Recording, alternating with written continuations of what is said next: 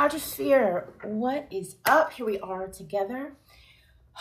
You are where you are. I am where I am. My home place of Charlotte. And we're together working our way right through another day. Come in, let us know where you are in the world and how you would rate your week.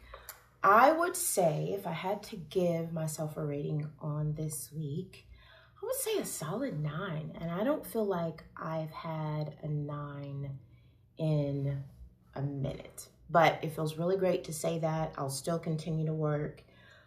Part of that rating for me, hey, Steph Irwin, hello, Andrea, is just me being very intentional about, hello, Audrey, where I'm spending my energy. My sleep has been a fight recently, but I continue to work on it. And I also love keeping the mindset that some days are going to be more challenging than others, right? That's just the nature of the game.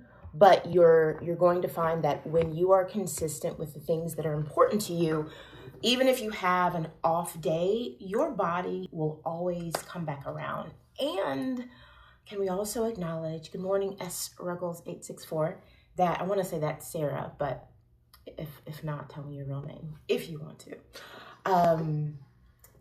Be patient, be gracious, be considerate, hello Statesboro, with your body, because our bodies go through a lot. They've been through a lot.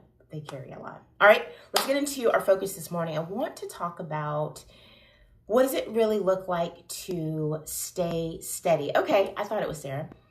During the times that life feels demanding or unpredictable or overwhelming, and even though this is going to be centered around where we are in this current December time, this is an absolute message that I feel like we want to continue to keep in front of us.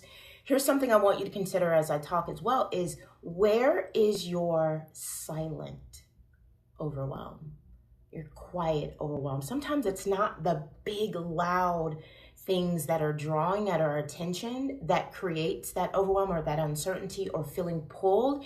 It's those moments that we're worried about somebody else. It's the moments that we wonder, can I get through this? It's the moments that we think to ourselves, do I have the energy to fight this again or to battle this any longer? Or why is this happening to me, right? It could be a number of different things. What word, maybe 1 to 3 words, give me 1 to 3 words that you would choose that describe your current season, wherever you are in any particular part of your life. So you can think about as a whole, you can think personally, you can think professionally.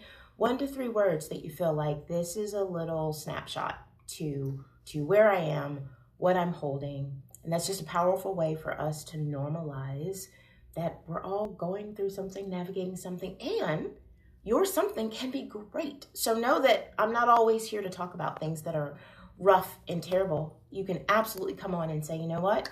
This is actually proving to be a better season than I ever thought, and I'm really happy, all right?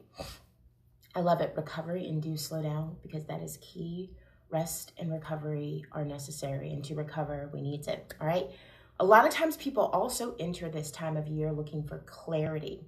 And instead, we might feel scattered, we might feel emotional, we might feel overstimulated and unmotivated. But what you're experiencing, it's not weakness. It is absolutely your brain-body overload. I will be honest. I think this was yesterday. I had to reach out to my sister to get the energy to leave the house. Part of it is I have been on the go. And I've had really good pockets of rest, but I really want to just be done for the year, but that ain't my reality. But it was one of those days where it was freezing cold and I just wanted to just do nothing. But I'm grateful that I know enough about how the brain and the body works to know I didn't call myself lazy in that moment. So watch that. Really great feedback, warring, praying, and resting in God. Yes, slow, simple, what's necessary. Oh, that's good and low. Yeah, what is absolutely necessary. And so I knew I wasn't being lazy. I knew my brain and my body were like, hey, if this isn't absolutely necessary, can we not? So I want you to also be conscious of the moments that your brain and your body are telling you, I really need you to rest. And instead, you're like, I can't, I'm being lazy. Because most of us, that's not true. Oh, I love it, Audrey, in a season of anticipation and excitement. And then I love slight concern and anxiety, because that can coexist at the same time. And it's okay that you get more than 3 words. I just, gave you a landing place. You can bring whatever you want. So here's the thing that I want you to consider. When we need to change something to meet us where we are, you can't just talk about it, you have to be about it, right? It's important. I want you to hold over to the side. What is something that you know needs to change in how you are caring for yourself or what you're expecting out of yourself right now, that you're talking about it and thinking about it, but you're not actually doing it? Because it is that action that's going to get you where you need to go. Yeah, letting go, leaning into letting go of control and letting others help. That's good, Sarah. Another side conversation, but it fits. I was talking to another friend, lots of that going on. And we were talking about that because she's in a tough moment and we're all offering, and she keeps going, I'll be fine, I'll be fine. We didn't ask you if you'll be fine. We actually know you will be fine, but let us help you. And I bring that into the conversation because part of the overwhelm, sometimes the uncertainty and the load that we feel is because we're the helper, but we don't allow ourselves to receive help. And that might be something that you can bring into this time of year to really support yourself. When we get to this time of year, here's a few things that happen. I call it the December drift. You can add to it because it may not look this way for you, but this is how I'm looking at it. Your focus narrows because your brain is conserving energy. Anybody felt like their energy is a little bit lower and it's harder, more difficult to focus on multiple things? If you resonate with any part of the December drift, just go, yep, that's me. Yep, that's me. Your habits loosen because fatigue hijacks decision-making. Tell me why I was craving a Kit Kat yesterday. Don't get me wrong, Kit Kats are phenomenal. I haven't had a Kit Kat. I can't even tell you. It is the most random craving on the face of the planet. So anybody having random cravings? And I was like, a Kit Kat? Like, honestly. And I knew you could have it, but then you're going to eat it and be like, woo, I haven't had this in a while. I was able to move through and let it pass. But my typical habits are like, girl, let's just escape. And I knew what my body wanted was sugar, because I was tired. So what I did is I went to bed. But that's an example. Another part of the December drift, your emotional bandwidth has gotten tighter. It shrinks because you've been constantly stimulated, keeping it together all year. But your nervous system has to stay activated from social demands, from pressure, nostalgia, all the things that you do every year that you just can't not do them. And let me also add other people's nostalgia. So you may actually be ready for a change of season and you may want to do things differently, but you have people in your life that are, oh, but we've always done that. Now, granted, they may not be the people who actually helped make it happen, but they're pulling on you to be what you've always been, and you may not have that in you. So I want to challenge you with this.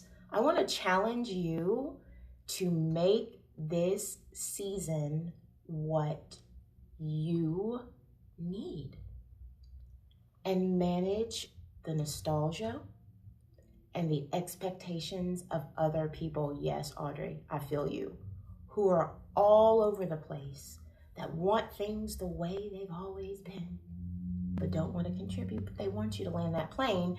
And I want you to pay attention to when you're putting yourself in that position. So you know you're done. You don't even want that tradition anymore. You're not feeling it this year, but you feel bad because you know other people like it. They will be okay. All right. I want to end us with this because I am working to not make things so long. There are typically 3 emotional states that are most often experienced in December. Overwhelm, too many inputs, not enough recovery. And remember, overwhelm has levels. That kind of overwhelm that I'm talking about isn't you are flatlined and about to fall out. Overwhelm can also look like you being a little anxious when you wake up in the morning. Overwhelm can also look like decision fatigue. Overwhelm can also look like you wanting more time to yourself because you're just tired of people. Can we be honest? We're just tired of people. They're great, but you just need a break. So don't make overwhelm be an extreme. It's a silent, steady drip where you feel like you have to work your way up in order to do things. Yeah. And that's a good one, Sarah. There are moments where we don't have a choice because of recovery needs. And that can be odd, very odd and freeing. And that's such a real feeling like, oh, this is a relief. I don't have to do this anymore. But then this is also weird because it's what I've always done. So who is my identity, right? What is my identity if I'm not her or him anymore? Yeah, but something new is coming. 3 emotional states: overwhelm, uncertainty. I don't know about you, but I haven't come across anyone that isn't heading into this month or the coming year without a little uncertainty in some area of life. So there is this quiet weight of not knowing what next year will look like in some areas. Anyone else feeling that? I have a ton of uncertainty right now. And some of it is uncertain with excitement, and some of it is uncertain with absolute fear, worry, and concern, because I have no clue, and both can exist. And then that last emotional state is emotional fatigue. You may not be tired in your body. You're still moving, you're still exercising, but your being is tired. And that's the drift. You start moving through your days more reactively instead of intentionally. Here's what I'm going to do, because I can. If you need to hop off right now, come back later and you can finish this. There's a few other things that I have that I want to give, and I feel like they're important for somebody to get today. So here's why the month hits so hard. Because we're tired, our decision-making is taxed. Our prefrontal cortex is like, do we have to do any more right things? Can we just go offline? Your prefrontal cortex right now wants a break. Your amygdala, your fear center, is more sensitive. Some old emotions might be surfacing. Some small stressors feel bigger than they have before. Food becomes comfort. Cue my Kit Kat story, right? I'm starting to crave things that are both nostalgia and past comfort foods. Pizza, popcorn, those are mine, right? When I'm craving those things, I know I am in the land of emotional fatigue. And you might find that avoidance becomes very tempting when that amygdala, that fear center part of the brain, is just overwhelmed and our dopamine patterns are shifting. Our brain wants quick relief. It wants sugar. It wants coffee. Scrolling, sugar, emotional eating. Those are the dopamine pathways that you might see spiking up. It wants anything that's going to reduce internal noise, even if that's temporary. But here's something I want you to keep in mind. Fatigue isn't failure. You've not done anything wrong. It's not a sign of weakness. If you find that you're in a place of extreme fatigue, it's just really feedback that you need to do things differently. So I do want to leave you, I'll wrap up here with these 2 questions. Number 1, where in my day am I living on autopilot instead of making an aligned decision? Do you notice that in the mornings? Do you notice that in the afternoon? evenings, later in the week? Where are my day/week, right? Where is your energy? Where are you drifting? And the second question, what is December pulling me toward that I don't actually want? What is December pulling me toward that I don't actually want? All right, I'll leave you with those two questions. Here's the invitation. Take some time offline and reflect on those questions if you haven't already. And I would love for you to come back and share any part of your reflection that you want to. I'm going to see if there's a way that I can comment on my own live and do that, or I'll find someone else to do it for me. But I'll repeat those two questions again. Where am I living? Where in my day/week am I living on autopilot instead of making an aligned decision? And what is December pulling me toward that I don't actually want? You don't have to meet everyone else's needs at the expense of your own. I love that, Audrey. You did the 10-minute breath reset thing. It is fabulous. Fabulous. I love that. I always want to hear it when you're using all the tools. Please take care of yourself. Please pace yourself during this season. And I look forward to seeing you next week. Have a good one.